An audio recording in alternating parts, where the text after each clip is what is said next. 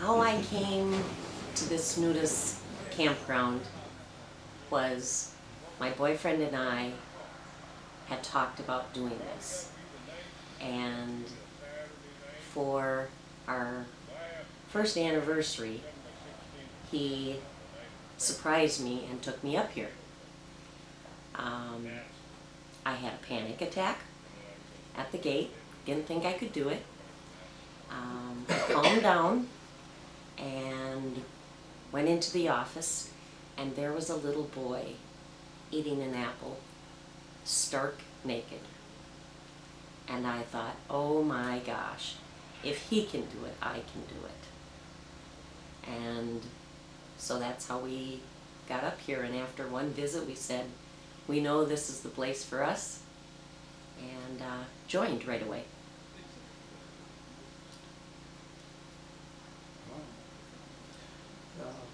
We can go back to the year, to the panic attack. What were you afraid of? I was afraid of what people might think of my body, that people may talk about you, and that is so far from what they do up here. It doesn't matter what your body looks like. That's not the issue here. It's being free, being open,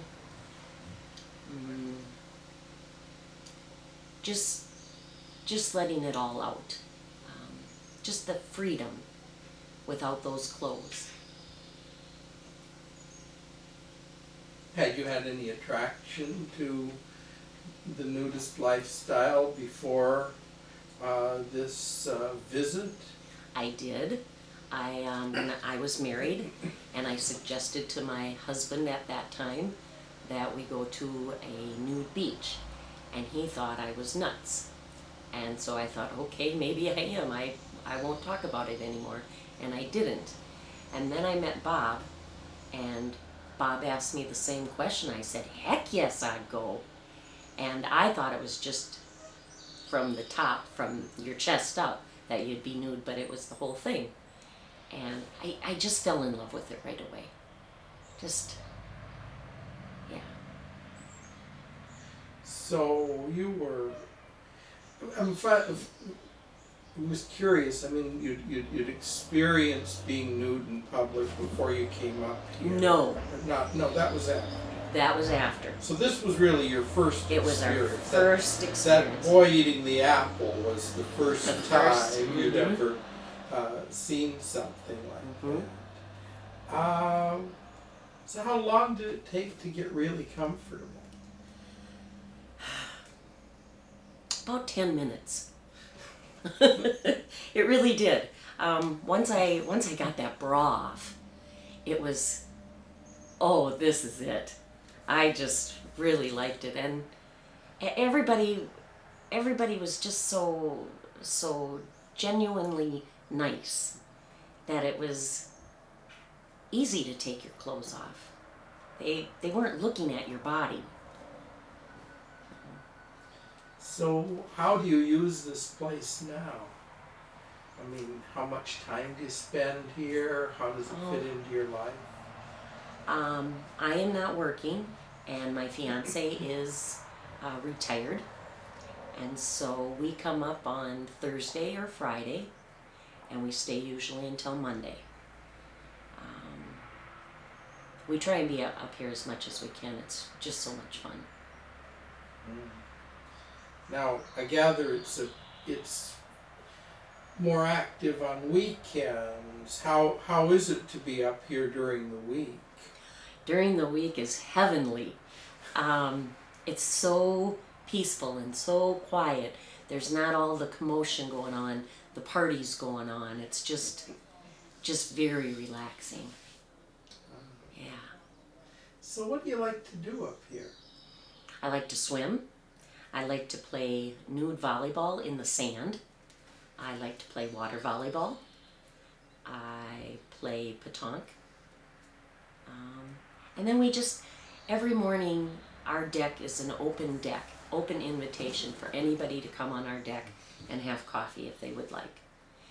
And so this morning we had, I think, 10 people there, maybe 12.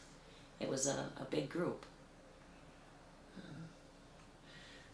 So it might be hard for people on this side of the television set to imagine kind of what you talk about, how you when you know all of the standard topics of conversation, or a lot of the standard topics of conversation involve status and jobs and things like that. How do conversations go here? Well, on our deck, I have a rule that we don't talk politics and we don't talk religion. That's just on my deck. Some other people have taken that on too. We just talk about anything and everything. We don't talk about our jobs or the outside world so much. Babies? Oh. I don't know what you're saying. Grandkids. Always talking about grandkids. Oh, yes, we do. Everybody talks about their grandkids up here. Yeah. Yeah. So it's a crew that largely has grandkids. Very much so. We'd like to see younger people in here. Yeah. But the bulk of it is they're 60 and over. Nice. Yeah. But we want the younger ones. We do have some young ones, but we need more. Do you get then life stories? I mean, there must be pretty rich lives behind 60 years. Yeah. Yeah, people talk about their what they did, how they grew up. Oh, it's just simple conversations. Sometimes we talk a little bit. What's the word? We talk about what it would be like to be in a nursing home that was nude. That's kind of a funny thing because a lot of times they wear Depends, and being you're nude, what would you do? You'd wear a Depend. So,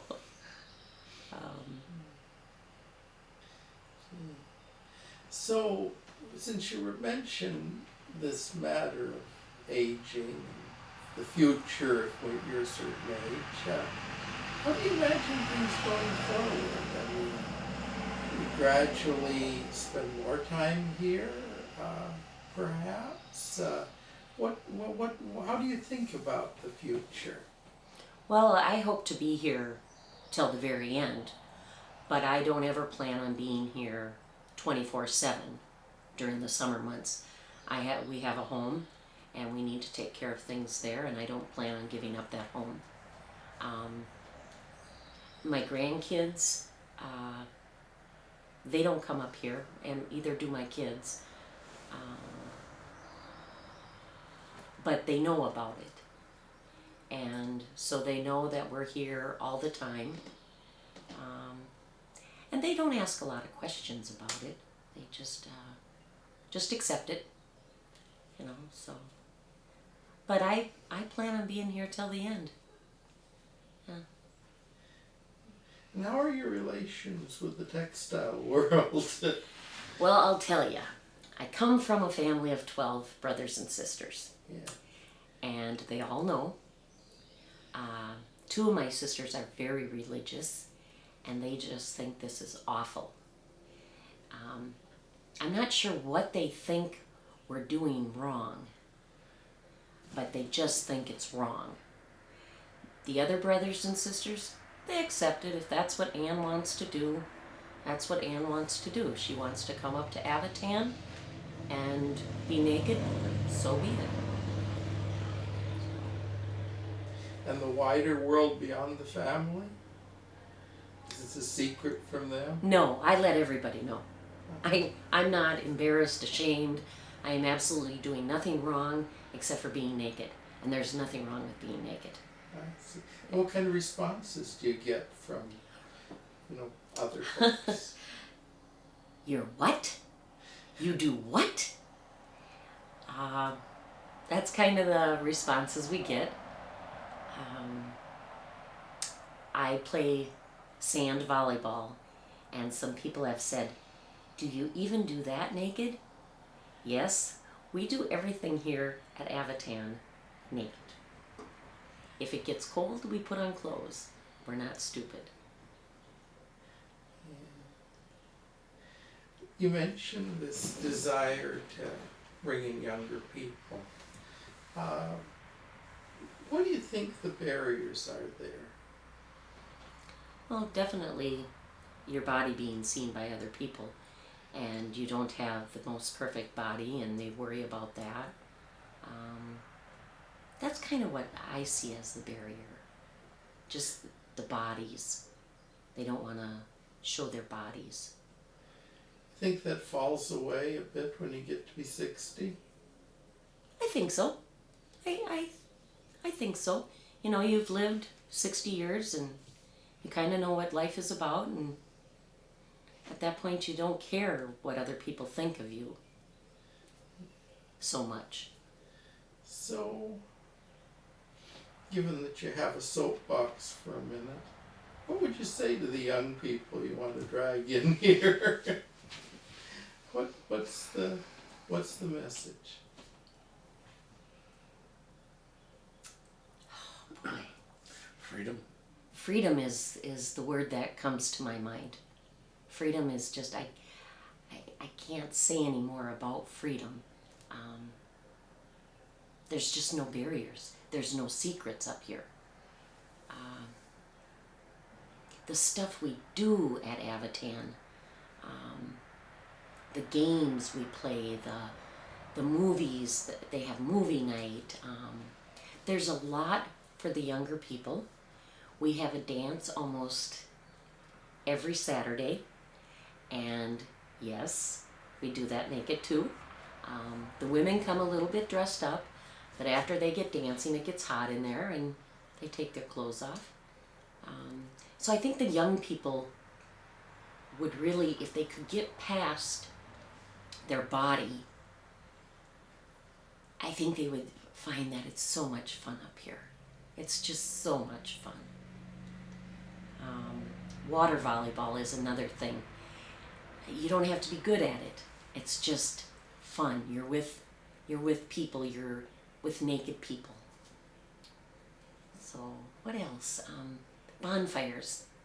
A lot of places have bonfires, and I think the younger crowd likes that outdoor bonfire atmosphere.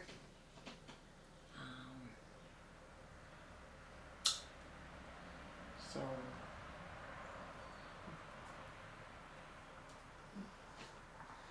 This seems like it's a really important place for you. yes, it is. I was very insecure.